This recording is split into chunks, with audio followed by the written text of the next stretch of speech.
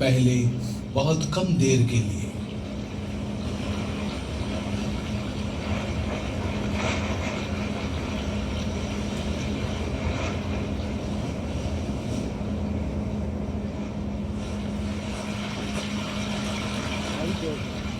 लंबी रात गुजर गई, दिन पूरा पड़ा है सामने।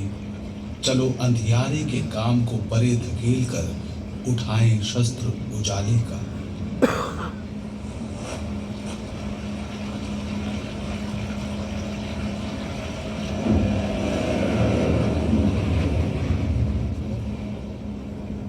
हर रोज सूरज आसमान में ऊपर ऊपर और ऊपर चढ़ता जाता है। वसंत का आगमन हुआ। सूरज का बढ़ता हुआ तेज पिघलाता है बर्फ और हिमकणों को।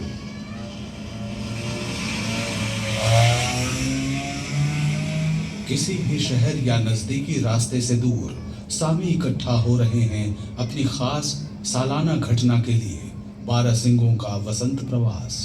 इस वृहद योजनाबद्ध कार्य में शामिल होते हैं बहुत सारे सामी परिवार, जो एक साथ दलबद्ध काम करके इसे अधिक सुगम बनाते हैं। इस वसंत प्रवास पर जाने से पहले का रात्रि भोज शीतकालीन चारागाह के किनारे की एक छावनी में होता है। अगली सुबह बारहसिंगों के चरवाहे अपने पशुओं को दूर से नियंत्रित करते हैं और इंतजार करते हैं बर्फ की हालत के अनुकूल होने का। बारहसिंगों में स्वयं ही प्रवास पर जाने का एक प्राकृतिक गुण होता है, लेकिन एक बेहद जरूरी कदम उठाना ही पड़ता है। इनके समूह को कई छोटे छोटे झुंडों में बांटना पड़ता है, क्योंकि अलग अलग परिवार अपने पशुओं के साथ तटों की ओर बढ़ेंगे ग्रीष्मकालीन चारागाहों के लिए।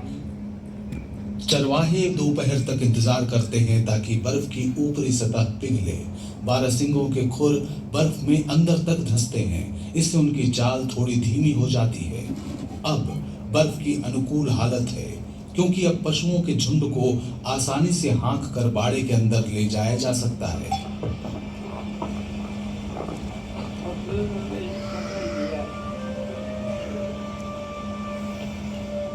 और तब वसंत प्रवास शुरू होता है, सचमुच का वसंत प्रवास।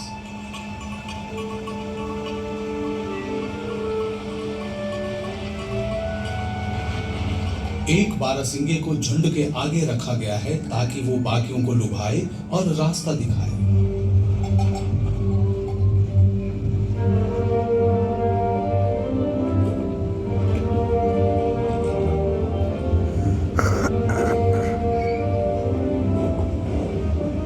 झुंड को पीछे और अगल बगल से आधुनिक चरवाहे अपने बर्फ के वाहनों पर सवार होकर नियंत्रित करते हैं।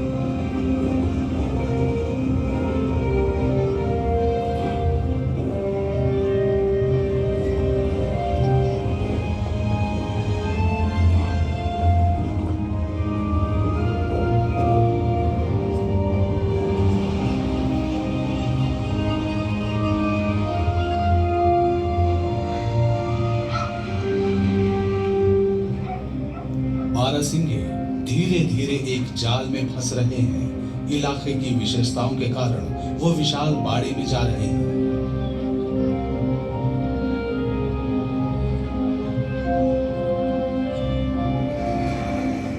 ये सामी चरवाहों के लिए एक तूफान आने से पहले वाली क्षणिक शांति है। साल का उनका सबसे मेहनत वाला दिन अब शुरू होने को है।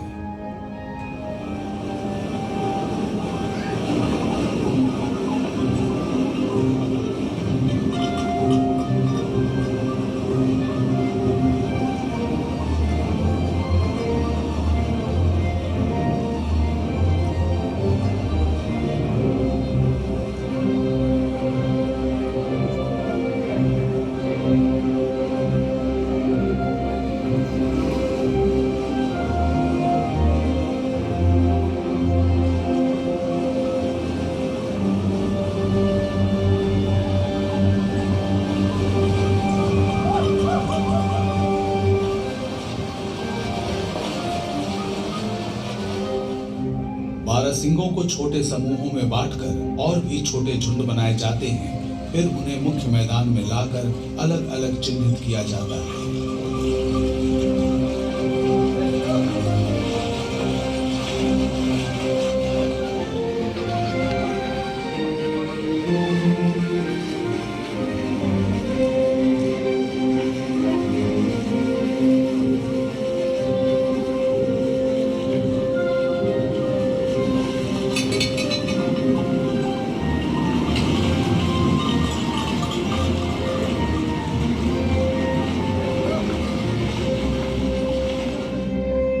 12 सिंगों में गजब की ऊर्जा होती है।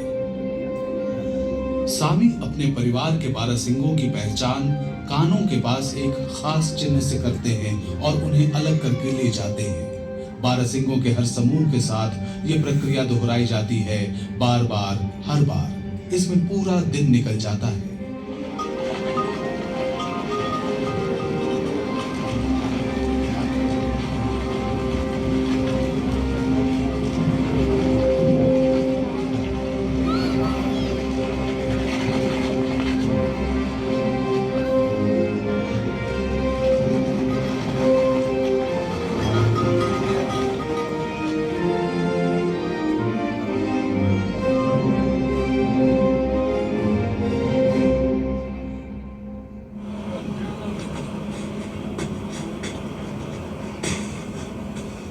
अलग अलग सामी परिवार अपने 12 सिंगों को अलग समूह में वहां हाँक कर ले जाएंगे जहां उनके ग्रीष्मकालीन चारागाह हैं। वसंत प्रवास के दौरान धीरज एक खास गुण है। अलग हुए समूहों को अलग ही रहना पड़ेगा और सामियों को इंतजार करना पड़ेगा जब तक कि मुखिया दूसरे झुंड की तरफ न जाए। हजारों साल पुरानी परंपरा का आज भी वसंत प्रवास के दौरान सम्मान किया जाता है। झुंड के पास रात गुजारने के लिए लाव्यू कहलाने वाले तंबू बनाए जाते हैं।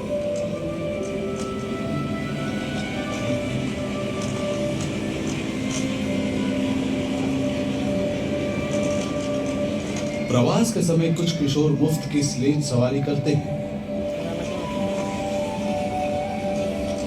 और छोटे तथा कमजोर 12 सिंगों की देखभाल करते हैं।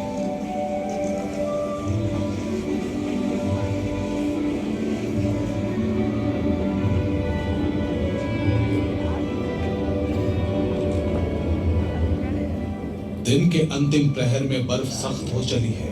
यह सही समय है जब 12 सिंगों को लंबी दूरी के लिए हाँका जा सके। इसीलिए शाम को सफर आगे बढ़ता है। समूह बढ़ चला है पश्चिम की ओर, यानी सूरज की तरफ। हर शाम एक कदम और पास।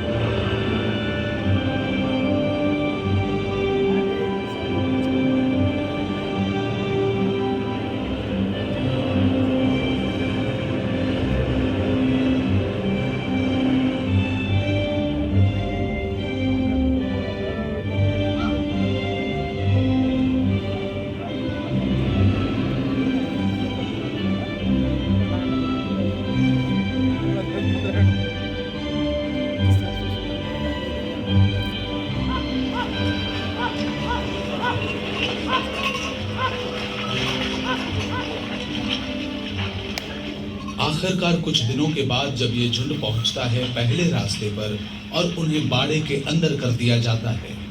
इस साल ये फैसला किया गया है कि इस सफर का एक भाग ट्रकों के सहारे रास्तों से किया जाएगा, क्योंकि यात्रा पथ पर बर्फ की हालत ठीक नहीं है।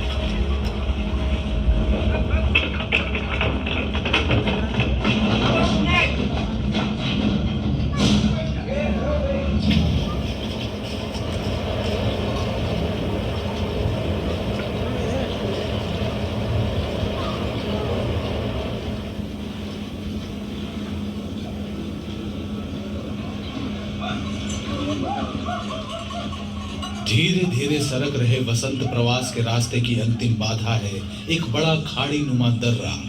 थक चुके पशुओं के सामने पड़ी है 5 घंटे की नौका यात्रा। ये है इस सफर का अंतिम चरण।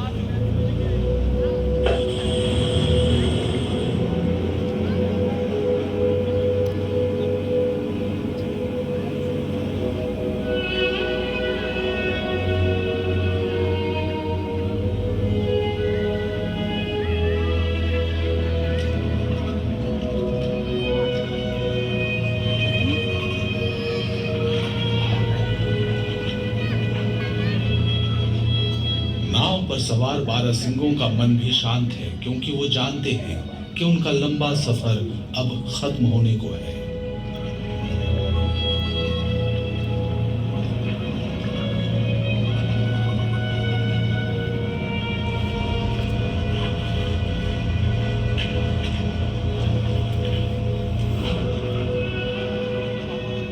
आखिरकार वो पहुंचते हैं तट के पास अपने ग्रीष्मकालीन हरे भरे चारागाह तक। प्रकृति यहाँ पूरे निखार पर है, क्योंकि इतना बर्फ पिघला है कि चारों तरफ पोषक भोजन बिखरा पड़ा है।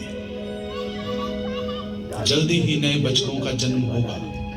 मादा बारहसिंगों ने सर्दियों का पूरा मौसम उन्हें गर्भ में पाला है। ये झुंड यहाँ आराम करेगा और जमकर पेट भरेगा।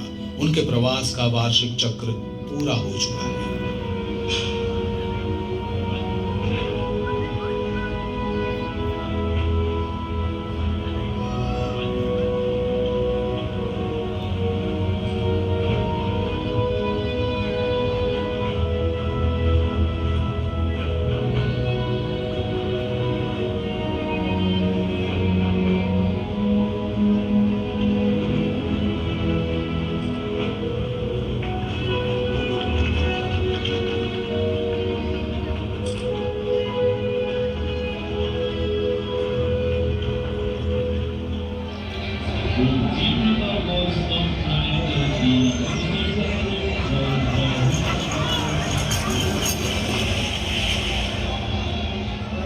लेकिन आर्कटिक के आसमान के नीचे और भी जानवर हैं जिन्होंने खुद को इस परिवेश में ढाल लिया है। कुत्तों का इस्तेमाल भी उतना ही प्राचीन और ऐतिहासिक है। इंसानों और कुत्तों का साथ बहुत पुराना और मजबूत है।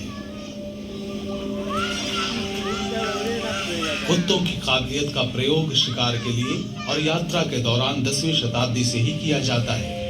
आज ये आर्कटिक के जंगलों में घूमने के लिए सबसे अच्छा गैर मोटर चालित तरीका है। इसके सहारे उन सुदूर इलाकों में भी जा सकते हैं जहां खामोशियों को सुना जा सके।